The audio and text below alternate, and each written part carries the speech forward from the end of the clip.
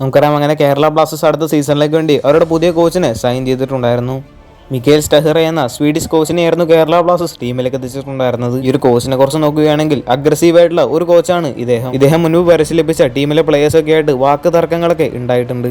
Swedish ക്ലബ്ബായിട്ടുള്ള വാസ്ബി യുണൈറ്റഡിലൂടെ പരിശീലക കുപ്പായം അണിഞ്ഞ സ്റ്റഹറെ 2009 Swedish ക്ലബ്ബായ AIKയുടെ മുഖ്യ പരിശീലകനായി ചുമതലയേൽക്കുകയായിരുന്നു. ആ ഒരു ക്ലബിന് വേണ്ടി മികച്ച നേട്ടങ്ങളൊക്കെ ഉണ്ടാക്കി കൊടുക്കാൻ ഈ ഒരു കോച്ചിന് സാധിച്ചിട്ടുണ്ടായിരുന്നു. 400ഓളം മത്സര സമ്പത്തുള്ള സ്റ്റഹറെ Sweden, China, Norway, America, Thailand എന്നിവിടങ്ങളിൽ ചില ക്ലബ്ബുകളെയൊക്കെ പരിശീലിപ്പിച്ചിട്ടുണ്ട് പിന്നീട് ഇദ്ദേഹം പരിശീലിപ്പിച്ച ടീമുകൾക്കൊന്നും ഒരുപാട് നേട്ടങ്ങളൊന്നും ഉണ്ടാക്കാൻ സാധിച്ചിട്ടുണ്ടായിരുന്നില്ല. മാത്രമല്ല കൂടുതലും സമനിലയും പരാജയങ്ങളും ഒക്കെയായിരുന്നു ഇദ്ദേഹം പരിശീലിപ്പിച്ച ക്ലബ്ബുകൾ ഏറ്റുവാങ്ങിയിട്ടുണ്ടായിരുന്നത്.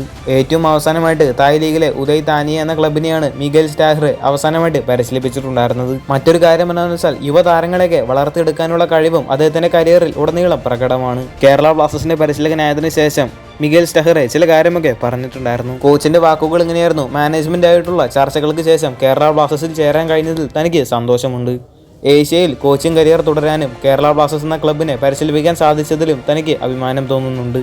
ഇന്ത്യയിലെത്തി എല്ലാവരെയും കാണാൻ ഞാൻ ആഗ്രഹിക്കുന്നു. കൂടാതെ ഒത്തൊരുമിച്ച് ചില മഹത്തായ കാര്യങ്ങൾ ചെയ്യുവാനും സാധിക്കുമെന്ന് ഞാൻ പ്രതീക്ഷിക്കുന്നു. കേരള ബ്ലാസ്റ്റേഴ്സിന്റെ പരിശീലകനായതിനു ശേഷം മിഗേൽ സ്റ്റഹറയുടെ വാക്കുകൾ ഇങ്ങനെയായിരുന്നു. മാത്രമല്ല ഇദ്ദേഹം പരിശീലിപ്പിച്ച ടീമുകളൊക്കെ കൂടുതലും കളിച്ചിട്ടുള്ളത് 3-4-3 എന്ന ഒരു ഫോർമേഷനിലാണ്. ഒരുപക്ഷെ ഇനി കേരള ബ്ലാസ്റ്റേഴ്സിൽ വരുമ്പോൾ അതിന് ചിലപ്പോൾ മാറ്റങ്ങളൊക്കെ ഉണ്ടായേക്കാം. അതായത് പുതിയ കോച്ചുമായി ബന്ധപ്പെട്ട നിങ്ങളുടെ അഭിപ്രായമൊക്കെ താഴെ ഒന്ന് കമന്റ് ചെയ്യുക. കൂടുതൽ ഐഎസ്എല്ലുമായിട്ടും കേരള ബ്ലാസ്റ്റേഴ്സുമായിട്ട് ബന്ധപ്പെട്ട വാർത്തകളൊക്കെ അറിഞ്ഞായിട്ട് ചാനൽ സബ്സ്ക്രൈബ് ചെയ്യുക. അടുത്തുള്ള ബെല്ലൈക്കൺ ഓപ്ഷൻ വിളിച്ച് ചെയ്യാൻ മറക്കരുത്. അടുത്തൊരു വീഡിയോ ആയിട്ട് നമുക്ക് വീണ്ടും കാണാം.